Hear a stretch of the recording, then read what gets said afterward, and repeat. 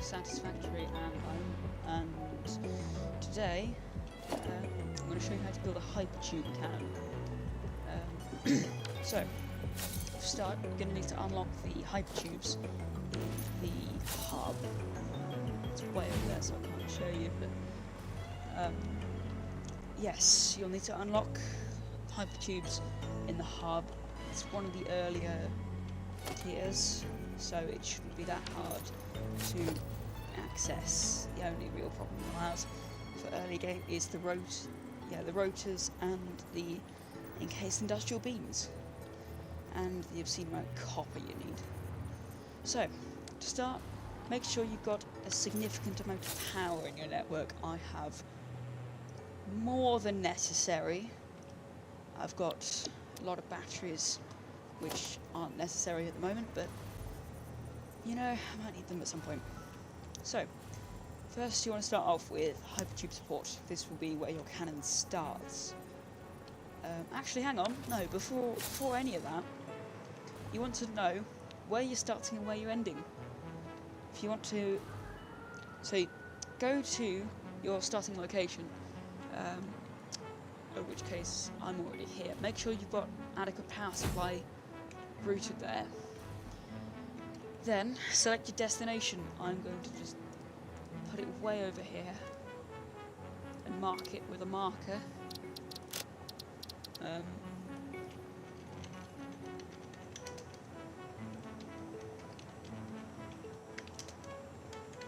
Like that.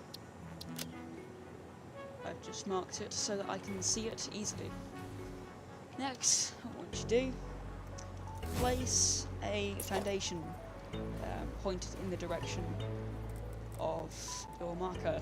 I personally use the grid. If you hold down control, it snaps to a world grid, which is really helpful when you're trying to connect factories. But you can rotate independently without using the grid, so I'd recommend, depending on where you're going, either you can use the grid or you might not want to. So what you want to do to start with, get your Hypertube support, place it down. This will be the entrance to your cannon. And then on that support, place an entrance. You don't need to connect power to it yet. We don't need it yet. Next, leave a two,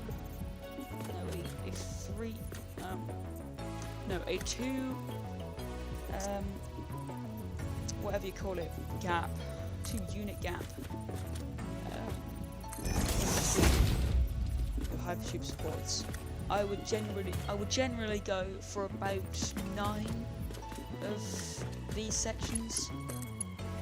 So once you've done that's one section. You might want to put that into a blueprint to make building these a lot faster, but I personally don't. I haven't really bothered. And then you repeat this for the rest of your cells in mass. Like this.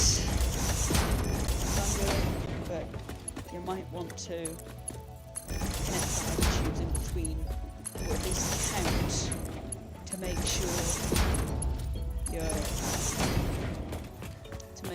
you've got the right amount. So that's got 5.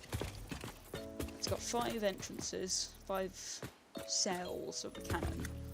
So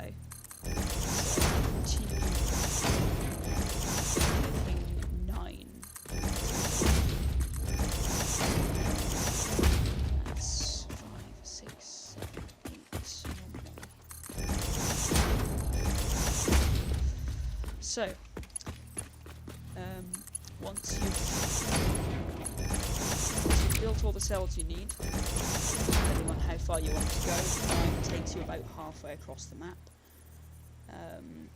This is just for reference. You'll also want to use inventory and have a parachute for when you're testing this, because you can go really far. I do really far. But yes, once you've placed all of the once you place all the cells down and put entrances on them, you want to connect them all to a sufficient power grid. I have way too much power for what I actually need. So yes, but that's your basic grid. At the exit, you might want to go out a few more.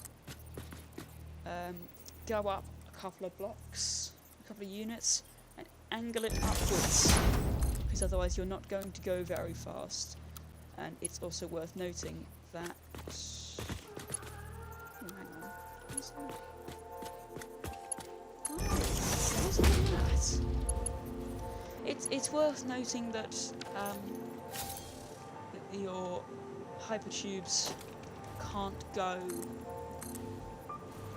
in all directions, which means you can't do that. And if, for example, you place support like that, but then you try to place it on the opposite side of the support, it won't work, because it's trying to bend round on itself in a very, very small amount of space. So if it's not working, try and angle your camera towards the inside edge of the support. If it doesn't work at all, I'd try rebuilding it. If that doesn't work, I'm not sure. But yes, once you've done all that and you've angled it, it's time to test it. It's worth noting that getting a run-up can drastically change the where you land. Oh, if I can actually make it into the thing. Also worth noting, sliding and then jumping increases your speed a lot, and it's good for long distance travel. I'll make a separate video on that, and there you go. That's a Hypertube cannon for you. And I'm about to go out of bounds, aren't I? Whoops. Oh yeah, you can turn the atmospheric fog off by doing commands. You are in imminent violation of your Fix-It contract. Please refrain from leaving the designated zone or you will immediately be terminated. That's new. I haven't had that voice line before. But yes, you are able to turn atmospheric fog on and off with the console command r.fog, and then set it to either 1 or 0, depending if you're turning it on or off. 1 is on, 0 is off. So yes, this is the main form of transport I use, personally. And then you've got the highway over there. But yes, I have my hub here with a multitude of Hypertube cannons getting me to where I need to be. And yes, I think that about sums it up. Thanks for watching. I'll see you in the next one. Goodbye.